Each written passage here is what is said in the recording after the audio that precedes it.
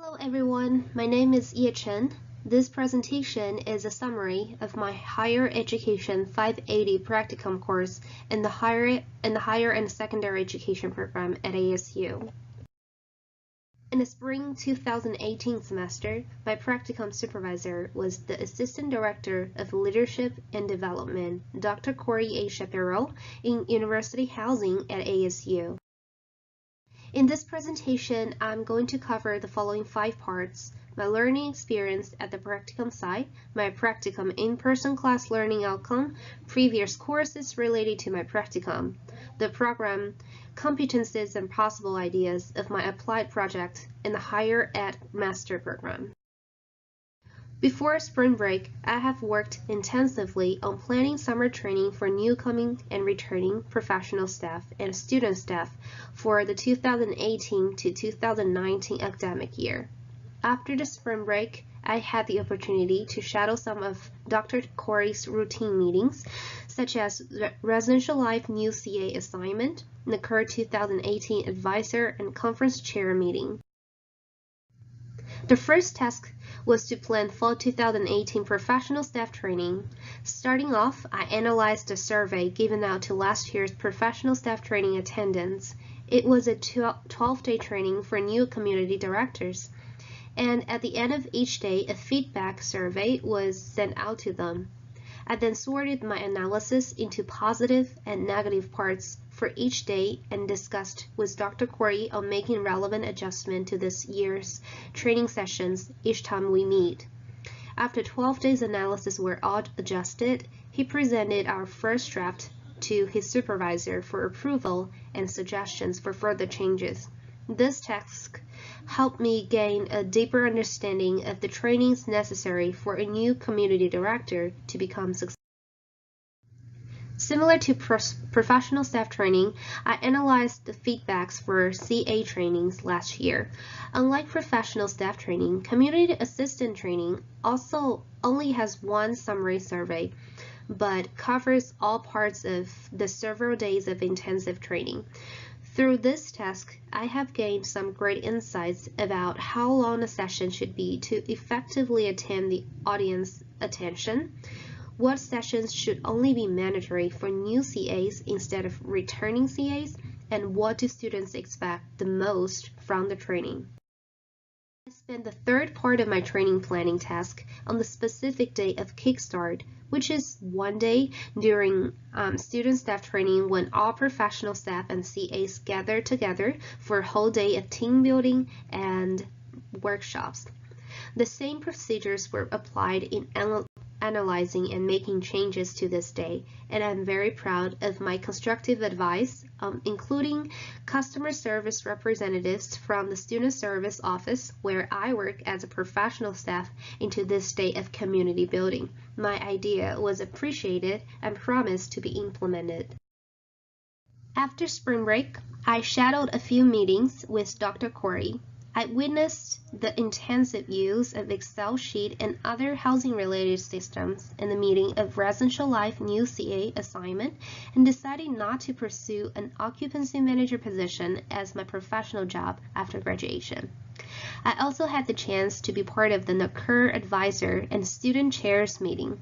NCUR is short for National Association of College and University Residence Halls, and this annual conference will be held at ASU with around 2,700 attendances from around the world.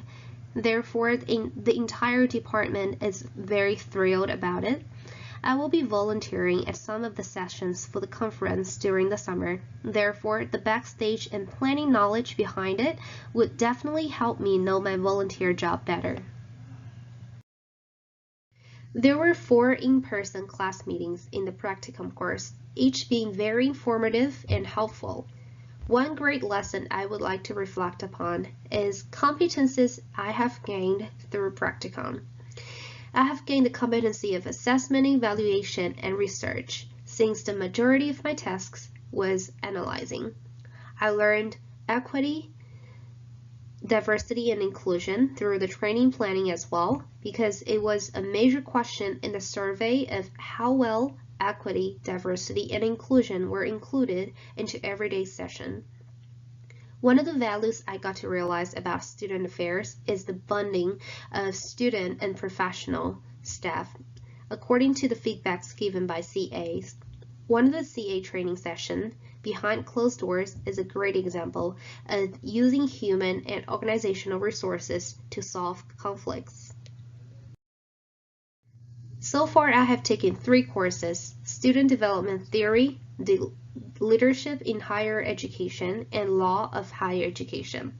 Since I didn't have any direct contact with students during my practicum experience, I would like to reflect upon my observation of leadership styles of my practicum supervisor and myself. I believe my supervisor is a servant leader and a transformational leader. According to Nordhaus, servant leadership emphasizes that leaders be attentive to the concerns of their followers, emphasize with them, and nurture them. Servant leaders put followers first, empower them, and help them develop their full personal capacities. Very similar to servant leadership, transformational leadership is a process whereby a person engages with others and creates a connection that raises the level of motivation and morality in both the leader and the follower. This type of leader is attentive to the needs and motives of followers and tries to help the followers reach their fullest potential. My practicum supervisor always tried to hear my opinions, empathize my situations, and constantly asked me what I would like to gain out of the practicum experience so he could help me with his resources. For example, I mentioned I would like to shadow some of his daily work, so he had me shadow some of his meetings that well present his major responsibilities. Overall, I believe I am a situational leader and a team leader. I didn't lead any followers in my practicum, so I would like to use trait and skill approach to analyze myself in the practicum experience. For trait approach, I believe I possess self-confidence, integrity, sociability, and some level of intelligence and emotional intelligence.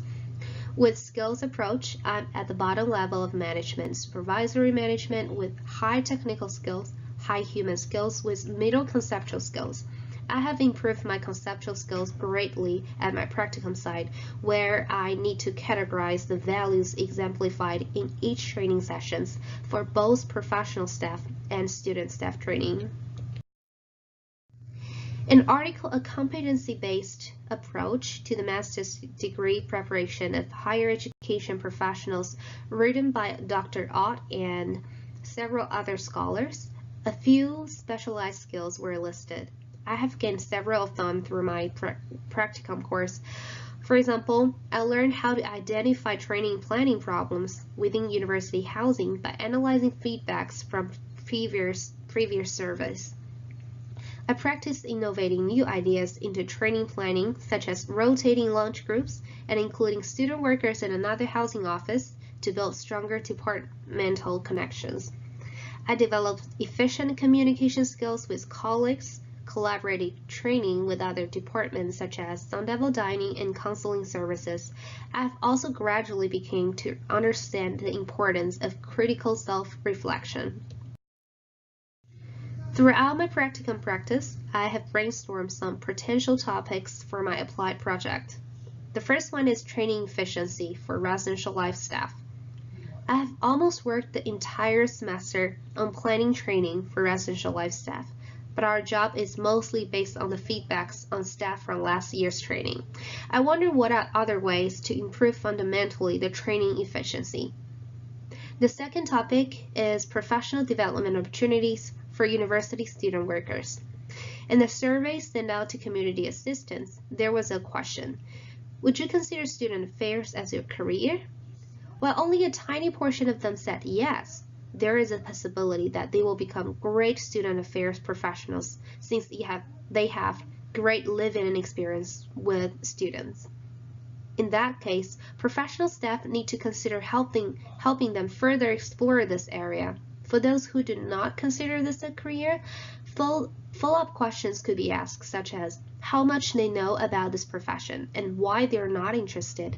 Overall, I believe CAs have great potential to be successful student affairs professionals if knowledge and resources are made available to them. For those students workers that are genuinely not interested in higher ed as a career, we can also develop general training modules for them to become successful in any career after graduation. I have not yet decided on a specific topic of my applied project, but the Practicum course has helped me explore another area of university housing and broaden my overall knowledge about student affairs. Here is a list of my references. Thank you for listening.